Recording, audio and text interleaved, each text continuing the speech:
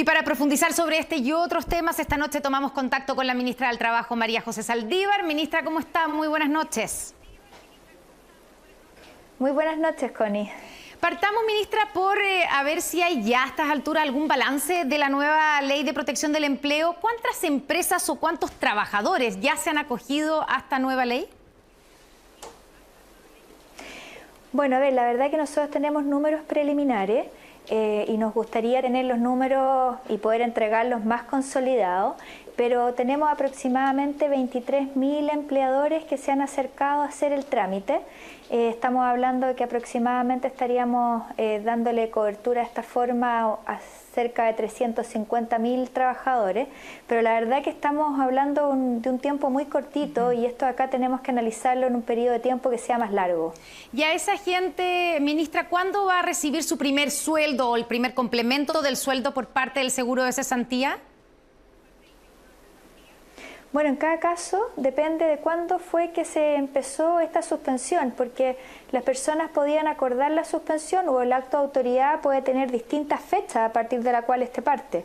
Nosotros tenemos un efecto retroactivo que es a partir del 18 de marzo, pero podemos tener, por ejemplo, empresas que se hayan comenzado a acoger a este beneficio durante los días de marzo, cuando nosotros aplicamos el efecto retroactivo, o durante el mes de abril, por ejemplo, que hayan decidido a partir de esta semana aplicar la suspensión. Y como siempre los beneficios en materia de seguridad social se busca que se paguen con la misma periodicidad de las remuneraciones, nosotros podríamos entender que una persona que ha iniciado el trámite, un empleador, respecto de todo el mes de abril, el pago de ese beneficio debiera ser o bien el último día del mes de abril o los primeros días del mes de mayo.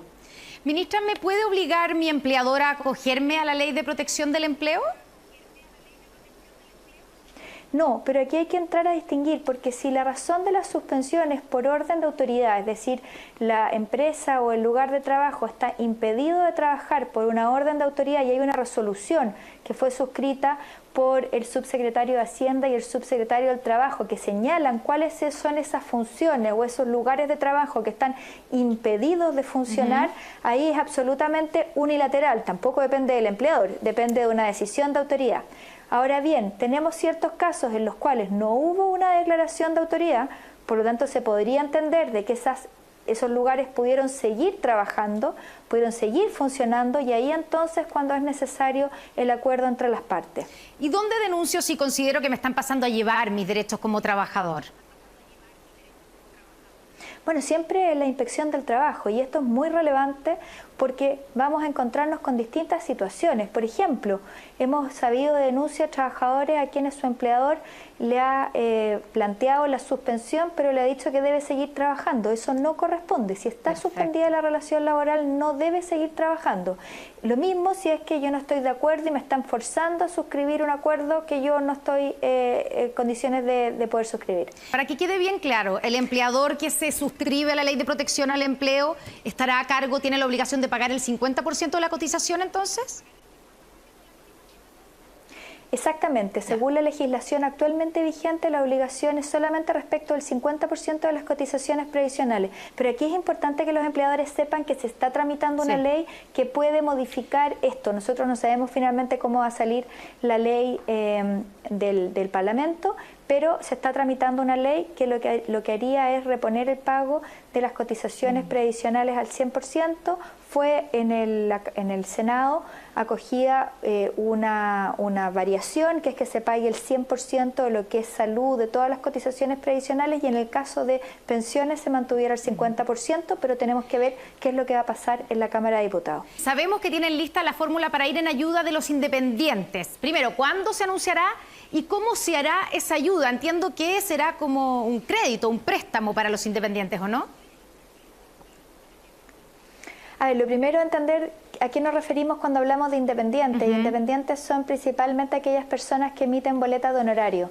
Y aquí hay que distinguir porque también están los trabajadores informales, que son trabajadores que trabajan como dependientes o trabajan como independientes, pero que o no bien no tienen contrato de trabajo o no emiten boleta de honorario, y entonces ese es otro segmento del que también tenemos que hacernos cargo. Con respecto al tema de quienes emiten boleta de honorario, nosotros estamos buscando un mecanismo para poder proteger sus ingresos. Nosotros sabemos que muchos de ellos han visto seriamente afectados los ingresos.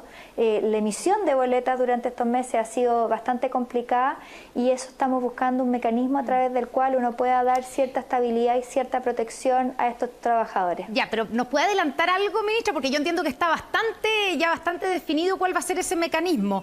¿Cómo va a ser? ¿Es como, digamos, como una especie de crédito? Porque no va a ser un bono, ¿cierto?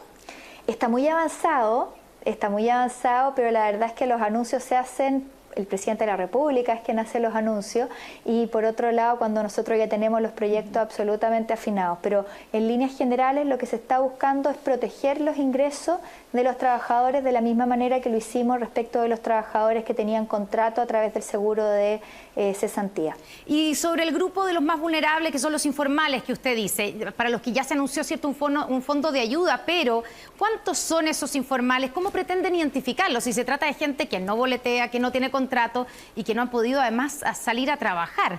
¿Cómo pretenden delimitar cuál es ese grupo y cómo llegar a ellos? Para poder llegar a estos grupos, primero hay que identificarlos, un trabajo que está haciendo el Ministerio de Desarrollo Social a través de los distintos instrumentos que tienen para poder determinar vulnerabilidad.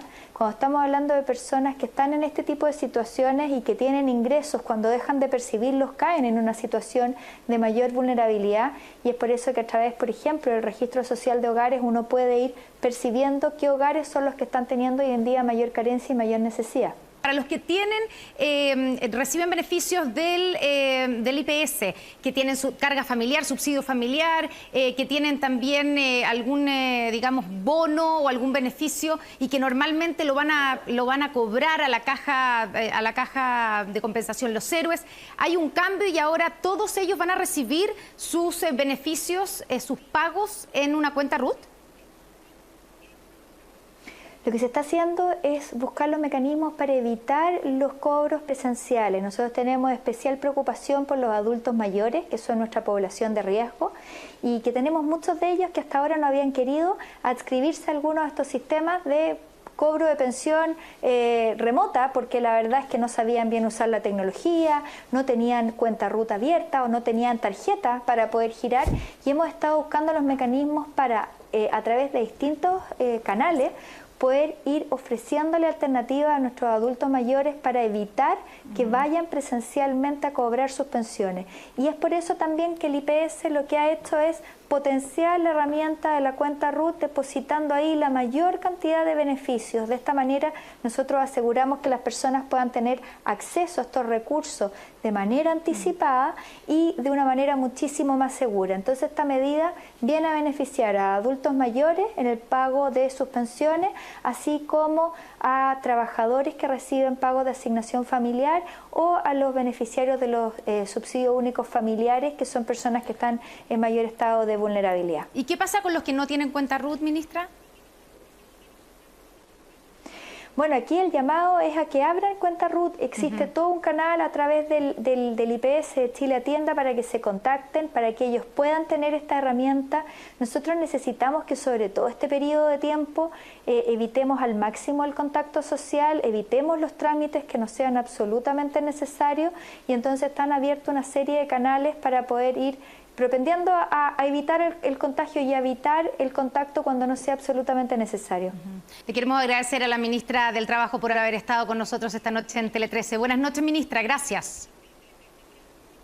Muchas gracias.